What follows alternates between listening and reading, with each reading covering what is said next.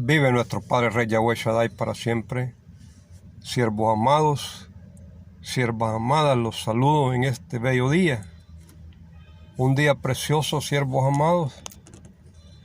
Estamos en el 6 de agosto del 2020, en el calendario de la Iglesia Católica. Y estamos considero que en el 16, siervos amados, en el 16 del quinto mes, el quinto mes bíblico, lunar, en el mes de Av.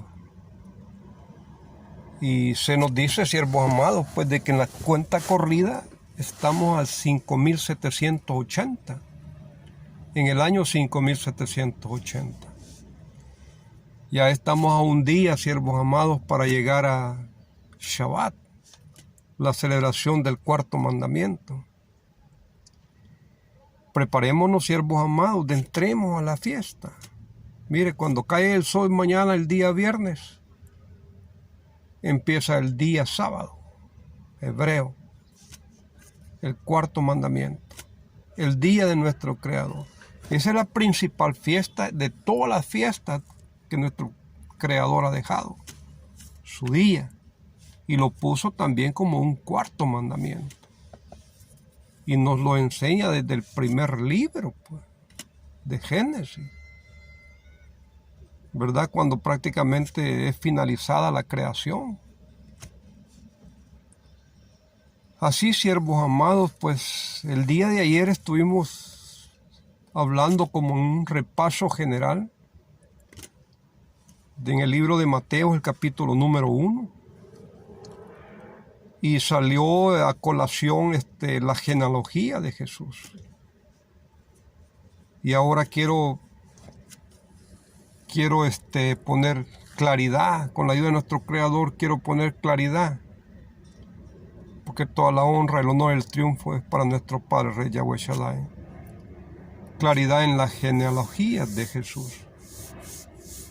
El libro de Mateo y el libro de Lucas mencionan dos genealogías. Las dos genealogías son diferentes e incluso tienen personas distintas que no aparecen en los dos evangelios. Solo aparece en uno. Y cosa absurda, ¿verdad? Porque prácticamente están hablando de la misma persona, de la misma historia, del mismo lugar, del mismo tiempo. ¿Y cuál es la razón por la cual uno dice una cosa y el otro dice diferente versión? Es de ponerle atención, que nosotros le pongamos atención a esas situaciones, siervos amados, porque esas situaciones son las que nos van dando claridad en verdad cómo son las cosas. Porque acordémonos, todos estamos engañados. No hay quien no esté engañado. Unos más y otros menos, pero todos estamos engañados, todos los que estamos debajo del sol. En el libro de Mateo, siervos amados, la genealogía de Jesús pues empieza de Abraham, ¿verdad? Y la genealogía de Lucas pues empieza de Adán, sin contar a nuestro Creador, ¿verdad? En ninguna de las dos genealogías. Pero las dos genealogías llegan a nuestro Creador. Pero Lucas está tomando 20 generaciones más, desde Adán hasta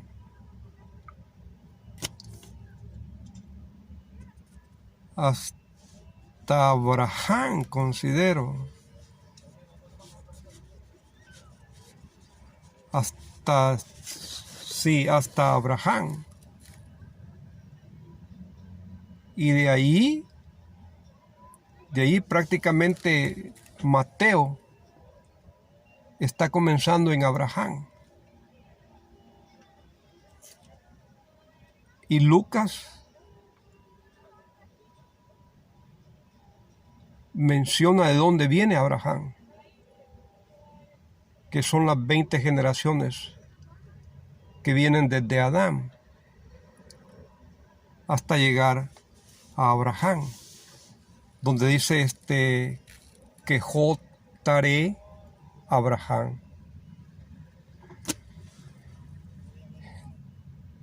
En cambio, en Mateo tenemos únicamente 42 generaciones, que le faltarían las 20 generaciones, empezando desde Adán, Set, Enos, Kenán, Mahalalel, Jared, Enoc, Matusalén, Lamec, Enoc. Ahí están 10 generaciones. Shem,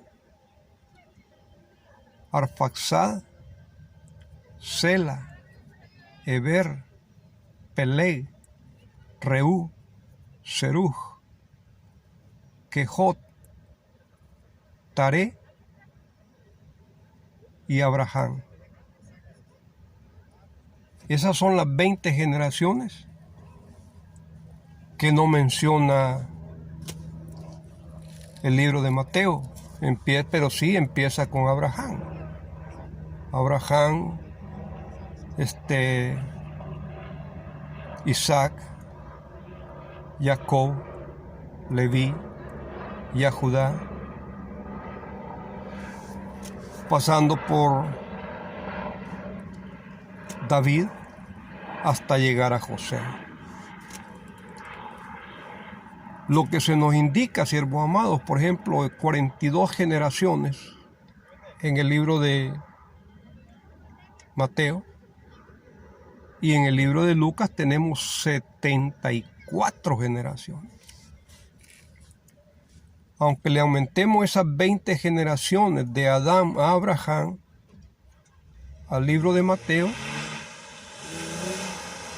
saldrían 42, 52, 62. Todavía le faltarían 12 generaciones más que menciona el libro de Lucas. ¿Por qué pues esas grandes diferencias? ¿Por qué esos cambios? ¿Por qué la falta de coordinación entre la misma historia? Y a todo eso nosotros le hemos dicho amén. Así es, amén. O sea que hemos aceptado. Y ahora, desechar esa mentira, desechar esa falsedad, desechar esos errores, desechar lo que se nos ha dado para poder captar lo que en verdad las escrituras están diciendo. Ahí está el problema. No queremos soltar. No queremos entender. No queremos dejar de entrar en nosotros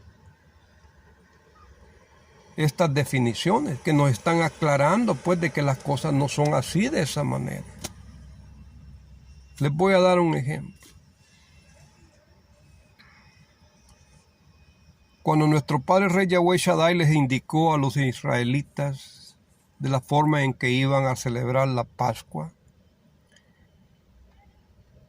les dijo de que tomaran a un becerro, a un cordero,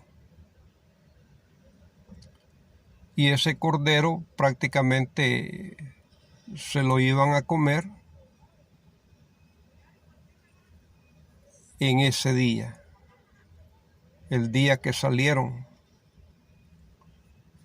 de Egipto. Y una de las regulaciones que dijeron, que les dijo nuestro Creador, que no le iban a quebrar ningún hueso.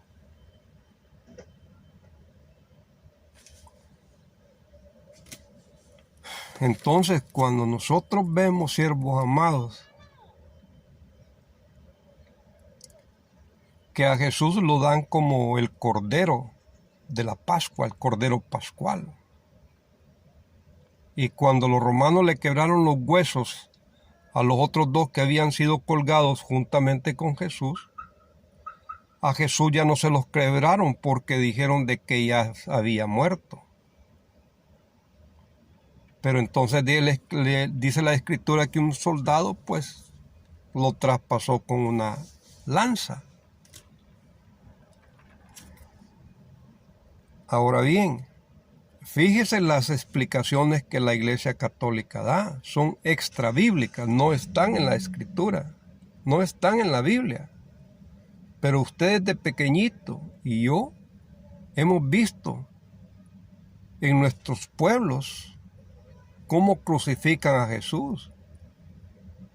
Exhiben tres clavos largos y gruesos, de esos clavos antiguos.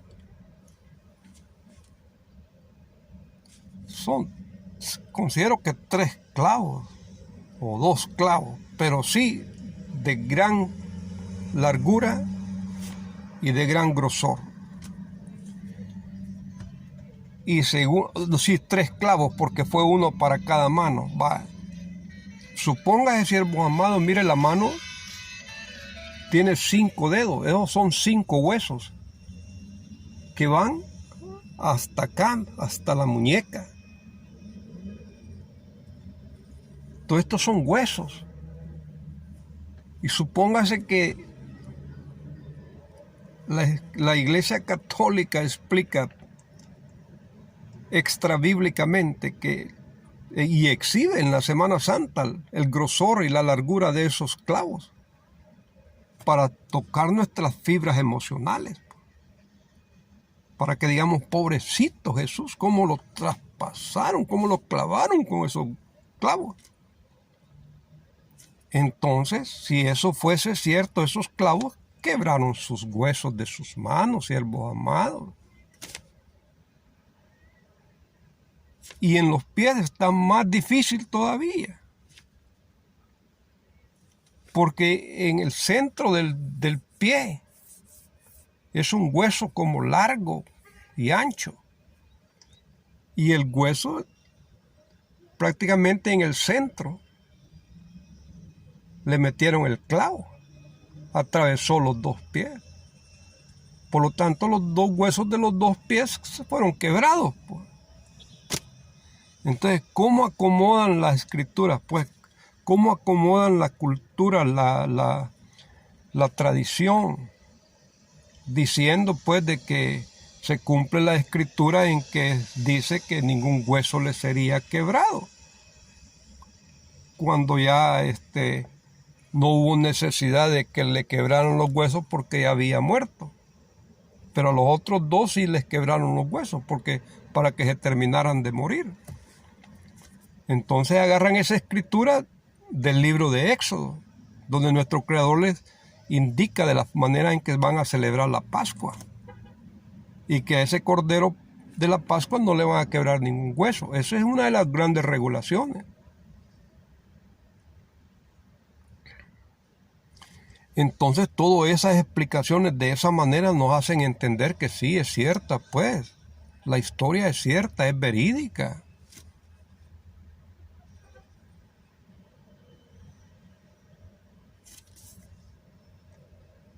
Después lo empiezan a presentar como el Cordero que quita el pecado del mundo. Pero cuando usted estudia los sacrificios de los animales, en ninguna parte usted va a encontrar que usan a un cordero para quitar los pecados. Es el cabro, el macho cabrío, el becerro, hijo de la vaca, la becerra, la cabra. Y en una parte está la cordera para quitar la culpa de una persona o de varias personas. Hacen un enredo, siervos amados, y nosotros decimos así es, porque nos muestran escrituras, pues, y lo complementan con la tradición.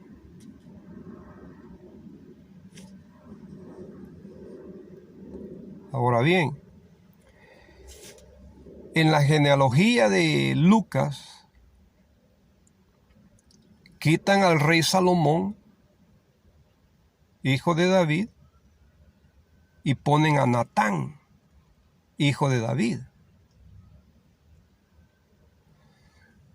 para explicarnos, enseñarnos que la mamá de Natán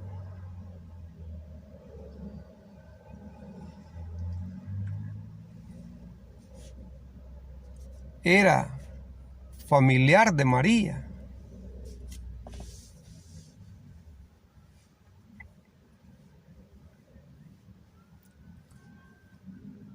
Entonces, David preña a esta mamá de Natán, nace Natán con la sangre de David y a la vez lleva sangre del linaje de María, de sus antepasados. Fíjese el enredo que hacen para acomodar la misma historia que ellos han hecho, pues. Es que nuestro creador prácticamente los cargó para arriba y para abajo. Él permitió que hicieran todas las sandeces que quisieron hacer, porque la misión de ellos era deshacerse de la ley de nuestro creador, deshacerse de los 39 libros de nuestro creador, deshacerse del pueblo de Israel que nuestro creador había elegido para que fuera luz de las naciones.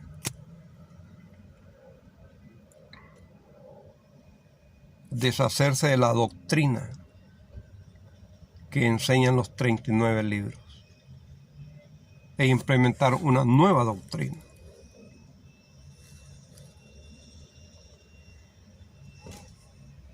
Ya ahí si queda algo de Mateo 1, pues en otra oportunidad, pues nuestro creador me va a dar la oportunidad de poder regresar.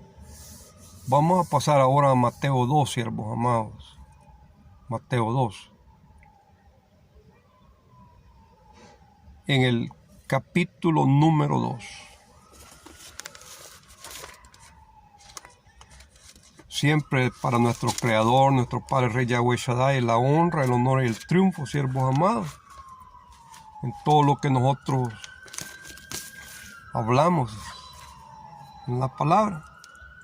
En el verso 1, cuando Jesús nació en Belén de Judea, en día del rey Herodes, vinieron del oriente a Jerusalén unos magos.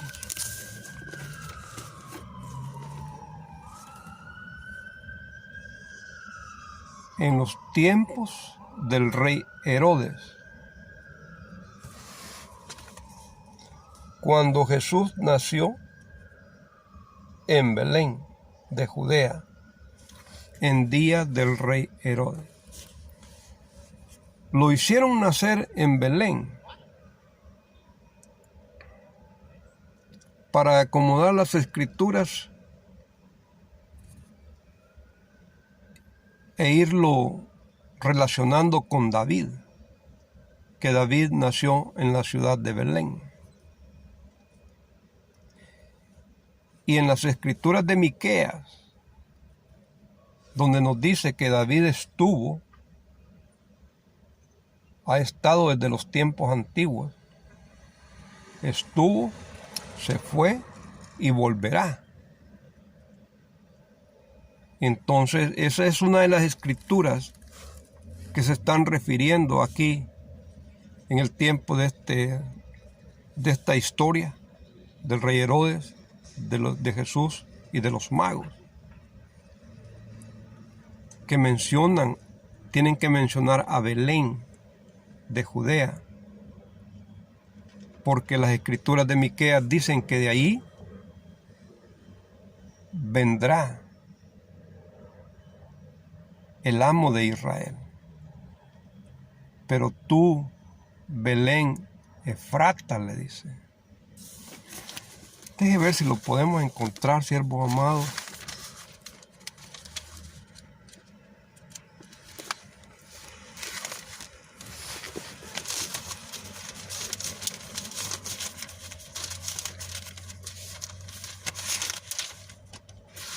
entraríamos en el libro de Miqueas. Miqueas 4:3. Dice: y él juzgará entre muchos pueblos y corregirá a naciones poderosas hasta muy lejos. Y martillarán sus espadas para asadones y sus lanzas para hoces. No alzará espada nación contra nación, ni se ensayarán más para la guerra. Veámoslo desde el 1. Acontecerá en los postreros tiempos que el monte de la casa de nuestro Padre Rey Yahweh será establecido por cabecera de montes y más alto que los collados, y correrán a él los pueblos. Vendrán muchas naciones y dirán: venid, subamos al monte de nuestro Padre Rey Yahweh Shaddai y a la casa de nuestro Creador de Jacob, y nos enseñará en sus caminos y andaremos por sus veredas, porque de Sión saldrá la ley y de Jerusalén la palabra de nuestro Padre Rey Yahweh Shaddai. Pero no es esta la escritura que quiero mostrar, siervos amados.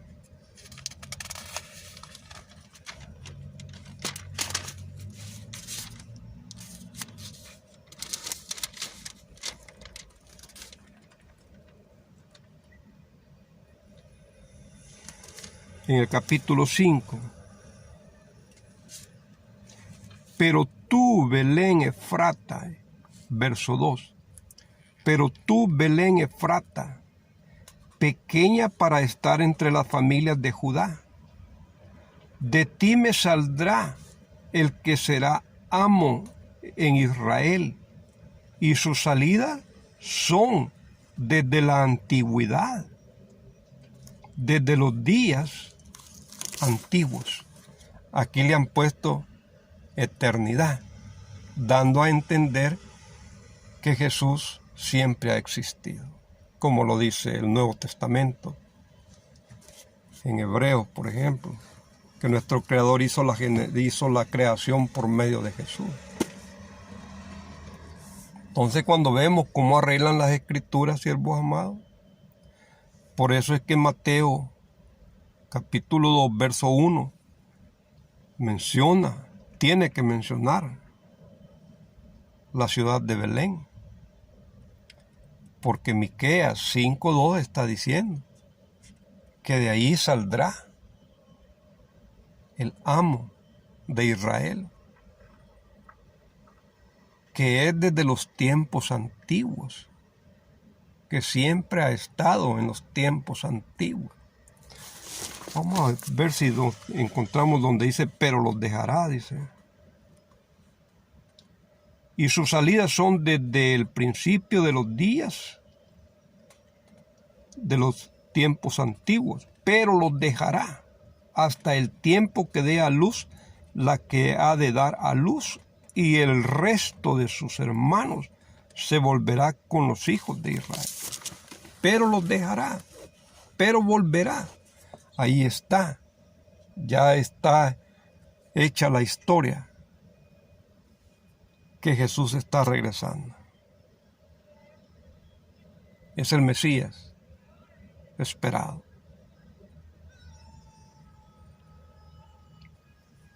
Se respalda en Miqueas, capítulo 5, verso 3, verso 4. Y esta segunda venida que anuncian los evangelios no tiene ningún respaldo en el Antiguo Testamento. Y dejaron un montón de errores en la crucifixión, en la resurrección, y se atreven a decir que va a venir.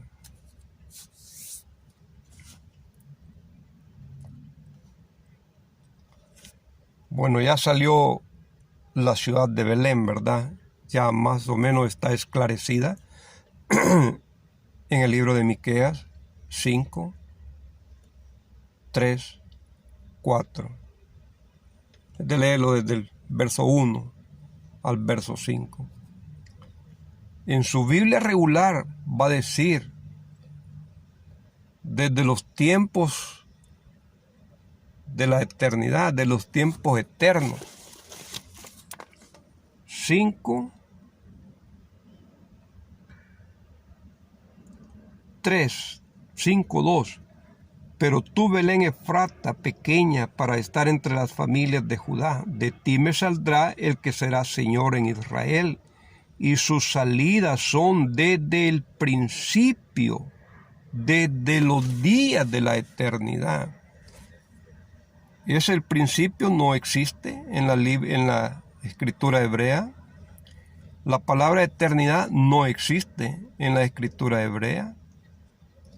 Dice, desde los tiempos antiguos,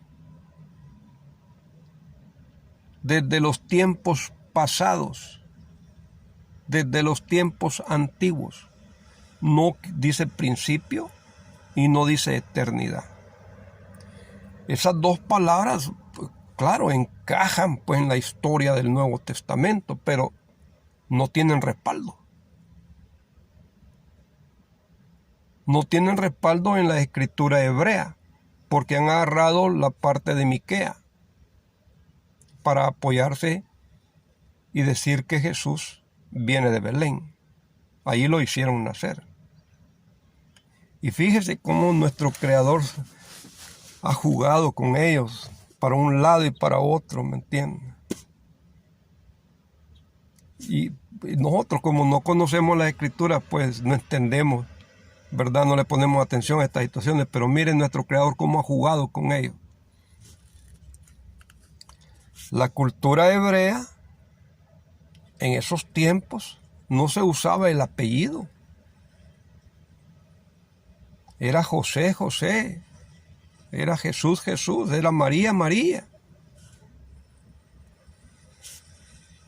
Y se le decía, para reconocer a ese fulano que le mencionaban el nombre, le mencionaban la ciudad.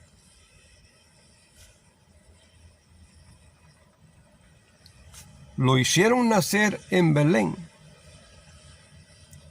pero nuestro Abba Melech Yahweh Shaddai, nuestro Creador, no dejó que pusieran en la Biblia Jesús de Belén. Que eso es lo indicado, es lo correcto. Sino que le vinieron a poner Jesús de Galilea, Jesús de Nazaret, Jesús Nazareno. Él no nació en Nazaret. Él no nació en Galilea. La historia que cuenta la Iglesia Católica dice que nació en Belén. Por lo tanto, siguiendo la cultura hebrea de esos tiempos, tenía que ser Jesús de Belén. El ejemplo lo tenemos con Pablo, el apóstol Pablo. Pablo de Tarso, porque había nacido en la ciudad de Tarso.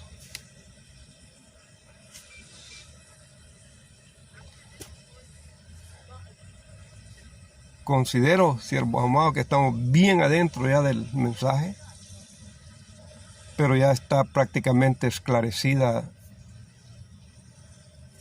la ciudad de Belén, el por qué hicieron nacer a Jesús en Belén, cómo fue que nuestro Creador no permitió que lo llamaran Jesús de Belén, como llaman a Pablo de Tarso.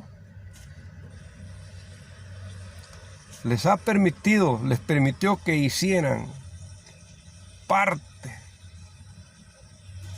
de sus ideas, pero no les permitió hacer una obra perfecta. Pero sí, ellos han estado confiados en que su obra ha sido perfecta, pues.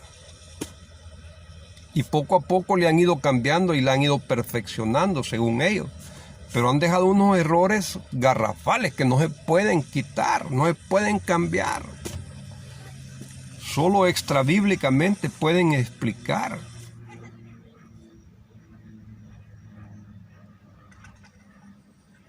Por ejemplo, mire, cuando nosotros vemos la palabra Herodes, vemos la palabra Jesús, vemos la palabra Belén. Esas tres palabras son el primer verso del capítulo número 2 de Mateo.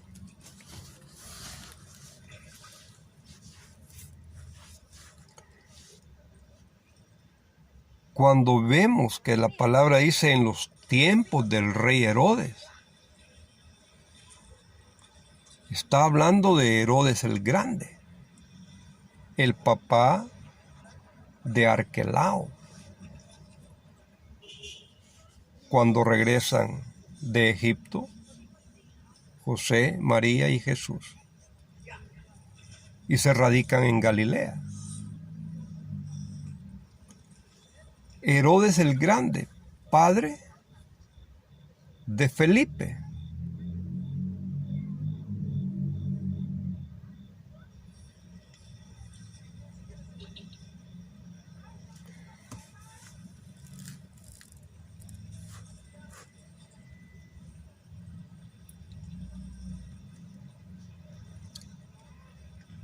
Y todos ellos considero que llevan el nombre de Herodes, heredan el nombre de Herodes como un título, como el título de los Césares, que hubieron bastantes Césares, como los reinados de los papas,